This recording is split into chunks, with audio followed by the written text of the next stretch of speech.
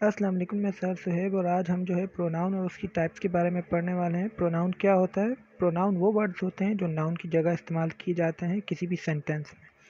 ठीक है, तो टाइप्स ऑफ प्रोनाउन के बारे में पढ़ेंगे हम। सबसे पहली टाइप क्या है हमारी, वो है पर्सनल प्रोनाउन। पर्सनल प्रोनाउन क्या होते हैं? ये वो प्रोनाउन होते हैं जो किसी भी चीज़ या फिर जो है किसी भी शख्स के नाम की जगह इस्तेमाल होते हैं। अब I, we, you, they, he, she, me, him, her, it, ये सारे पर्सनल प्रोनाउन कहलाते हैं। अब इट का यूज़ सबसे पहले मैं आप लोगों को बताना चाहता हूँ, क्योंकि बहुत से जो है स्टूडेंट्स को इट का यूज़ नहीं पता होता। इट जो है हमेशा उन चीज़ों के साथ यूज़ होता है जो बेजान होती हैं। ठीक है, जैसे कि अभी जो है ह्यूमन वगैरह हो गए तो हिम, हर, ये सारे वर्ड जो हैं उनके साथ इस्तेमाल होते हैं, जबकि बेजान चीज़ों के साथ इट यूज़ होता है।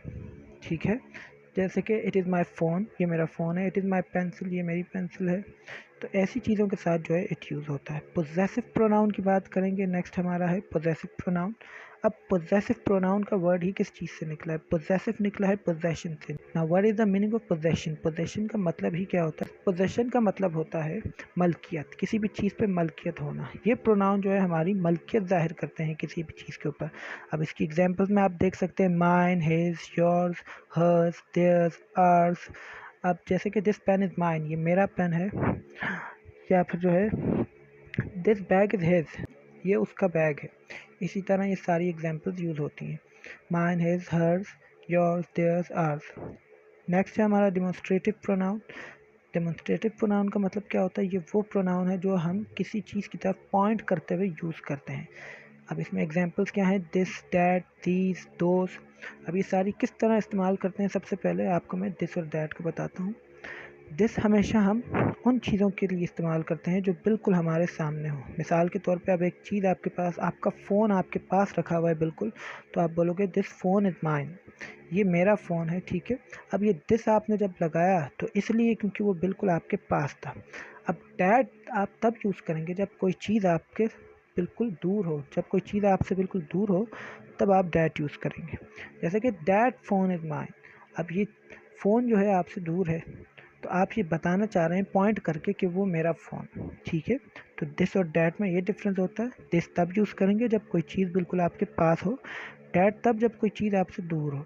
अब दीज और दोज में भी यही होता है। दीज तब जब चीज़ का जो है सिंगुलर का प्लूरल हो जाएगा।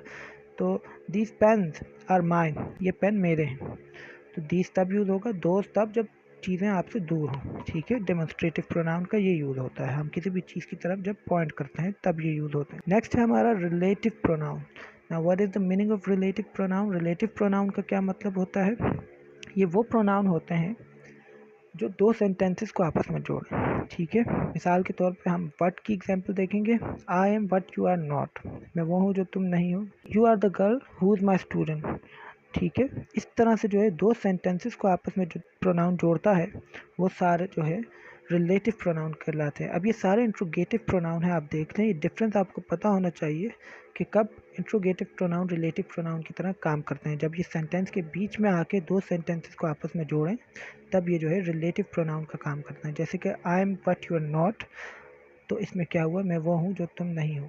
तो अब ये दो सेंटेंसेस थे, इन दोनों को आपस में किसने जोड़ा? वर्ड ने जोड़ दिया। ठीक है, आगे हमारा एम्फेटिक प्रोनाउन। एम्फेटिक प्रोनाउन का क्या मतलब होता है? एम्फेटिक प्रोनाउन ये वो प्रोनाउन है जिसमें हम किसी काम पे ज़ोर डालें कि हमने ये खुद किया है। ठीक है, मिसाल के तौर पे I completed the work my self, मैंने ये काम खुद किया है। ठीक है, इसी तरह से जो है she cook dinner her self, उसने जो है रात का खाना खुद बनाया। ठीक है, तो इस तरह के सारे प्रोनाउंस जिसमें हम जो है किसी चीज़ पे ज़ोर डालें, जो काम हमने खुद किया हो उस चीज़ पे ज़ोर डालने के लिए इस्तेमाल होते हैं, तो वो सारे एम्फेटिक प्रोनाउन कहलाते हैं। नेक्स्ट है हमारा इंट्रोगेटिव प्रोनाउन, जिसके बारे में मैंने आपको अभी थोड़ी देर पहले समझाया भी था। इंट्रोगेटिव प्रोनाउन ये वो प्रोनाउन है जो क्वेश्चंस के लिए इस्तेमाल होते हैं, जैसे कि व्हाट, क्या, विच, कौन सा, हु, कौन, होम, किसका। ठीक है, हुज, किसका, हाउ, कैसे, वाई, क्यों। तो ये सारे जो है क्वेश्चंस के लिए इस्तेमाल होते हैं। What, which, who, whom, whose, how, why, ये सारे जो है क्वेश्चंस के लिए इस्तेमाल होते हैं। जैसे कि व्हाट आर यू डूइंग, तुम क्या कर रहे हो। इस तरह से ये सारे जो है क्वेश्चंस के लिए इस्तेमाल होते हैं। अब हु और हुम में डिफरेंस मैं आपको बताना चाहूँगा कि क्या होता है। दोनों का मीनिंग एक ही बनता है, लेकिन दोनों का जो है काम अलग अलग है। अब हुम हम तब लगाते हैं जब हमारे पास जो है ऑब्जेक्ट नहीं होता। मिसाल के तौर पे हुम डू यू हेट, तुम किससे नफ़रत करते हो। तो इसमें अब क्या हुआ, हमारे पास जो है कोई भी ऑब्जेक्ट नहीं है, किस से आ रहा है, ऑब्जेक्ट इसमें मिसिंग है। और जब हम जो है हु की बात करें तो इसमें who is your best friend, तुम्हारा सबसे अच्छा दोस्त कौन है। अब इसमें कोई है, इसका मतलब हमें पता है।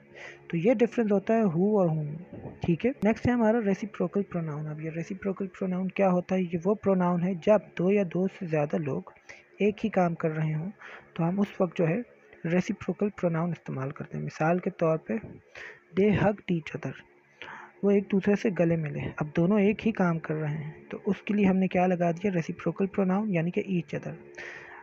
या फिर हम बात करें कि every team mate congratulated one another, जितने भी जो है टीम मेट्स थे उन्होंने एक दूसरे को मुबारकबाद दी, ठीक है।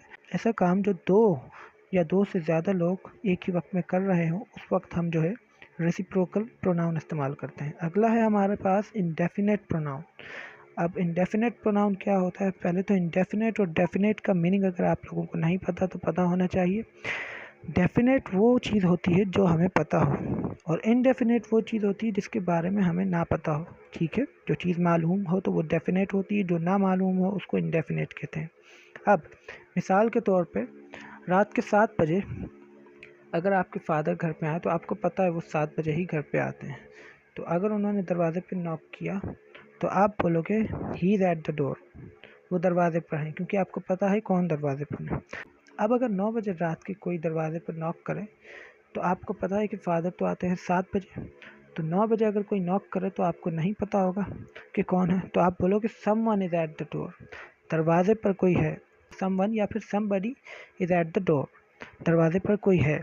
तो जब हमें मालूम ना हो किसी चीज़ के बारे में तो हम समवन या समबडी का इस्तेमाल करते हैं। अब डिफरेंस इसमें क्या है, एनीवन, एनीबडी, समवन और समबडी में।